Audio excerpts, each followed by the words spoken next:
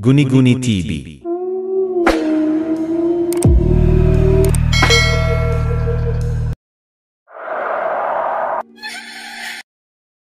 Magandang araw po sa inyong lahat.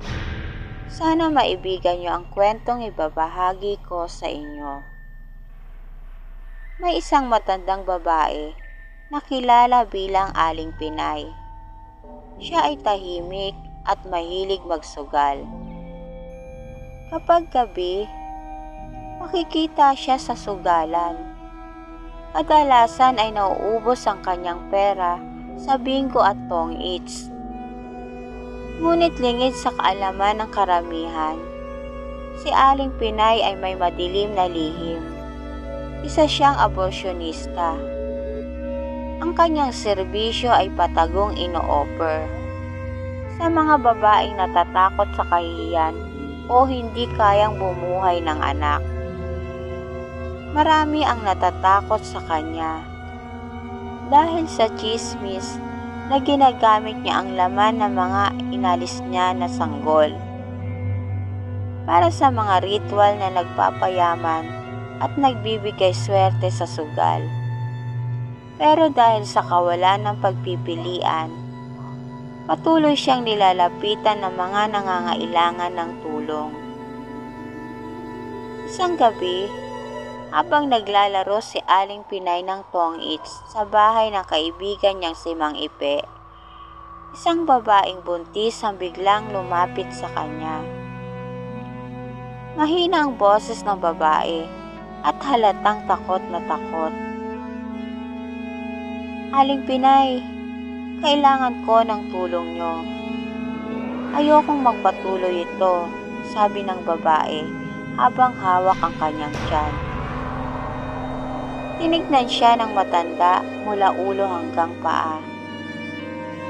"Magkano ang dala mo?" malamig na tanong ni Aling Pinay. "Wala po akong pera ngayon, pero babayaran ko kayo pagkatapos," sagot ng babae at nanginginig ang boses. Napangisi si Aling Pinay. "Walang libre sa akin. Bumalik ka kapag may dala ka ng pera." Ang babae ay nagmakaawa, ngunit itinaboy siya ni Aling Pinay. Habang papalayo ang babae, sinundan siya ng mga tingin ng ibang manunugal na tila may alam sa tunay na nangyayari. Pag-uwi ni Aling Pinay, dinala niya ang perang napanalunan sa bingo sa kanyang altar. Ang altar ay hindi ordinaryo. Puno ito ng mga kandilang itim, bungo ng hayop, at isang malaking garapon na may likido. Sa loob ng garapon ay tila may mga anino ng maliliit na bagay na gumagalaw. Lumuhod siya sa harap ng altar at nagsimulang magdasal sa isang wika na hindi maintindihan ng karaniwang tao. "Bigyan niyo pa po ako ng swerte. Kailangan ko ng mas maraming pera," bulong niya habang hinahawakan ng garapon. Biglang lumamig ang paligid at tila may boses na nagmula sa loob ng garapon. "Ang kapalit ng yaman ay mas maraming alay. Huwag kang tumigil sa pagkuha ng mga sanggol. Pinay, gawin mo ang iyong bahagi." Pagkalipas ng 3 araw, bumalik ang babaeng buntis kay Aling Pinay. Ngayon may dala na siyang pera. "Ito na po ang bayad. Tulungan niyo na po ako," sabi ng babae, nanginginig pa rin. Ngumiti si Aling Pinay at pinapasok siya sa maliit na silid sa likod ng bahay. Ang silid ay madilim at puno ng mga gamit na tila panggagamot ngunit marumi at lumang-luma. Habang inihahanda ni Aling Pinay ang mga instrumento, naramdaman ng babae ang kakaibang bigat ng paligid. "Sigurado ka ba sa gagawin mo? Walang bawian ito?" tanong ni Aling Pinay. Opo, sagot ng babae. Pilit na nilalakasan ng loob. Sinimula ni Aling Pinay ang proseso. Ngunit habang ginagawa niya ito, biglang namatay ang mga ilaw ng gasera. Ang silid ay binalot ng dilim at narinig nilang pareho ang mahihinang iyak ng isang bata. Nanlaki ang mga mata ng babae. Ano yun? May tao ba dito? Tanong niya. Nanginginig na sa takot. Wala kang naririnig, magpahinga ka lang. Malamig na sabi ni Aling Pinay. Ngunit halata ang kaba sa kanyang mukha. Alam niya ang tunog na yon. Iyon ay mula sa mga espiritu ng mga sanggol na hindi niya inilalapit sa kanilang kapayapaan. Biglang tumayo ang babae at tumakbo palabas ng silid. Ngunit napigilan siya ni Aling Pinay. Hindi ka pwedeng umalis. Di pa tayo tapos, sigaw niya. Ngunit bago pa niya mahawakan ng babae, biglang nagpatay-sindi ang ilaw ng gasera. At mula sa sulak ng silid ay lumitaw ang isang anyo ng sanggol na umiiyak.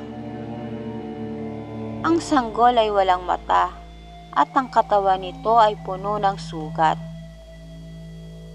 Napaatras si Aling Pinay habang nakatingin sa nilalang na dahang-dahang lumapit sa kanya.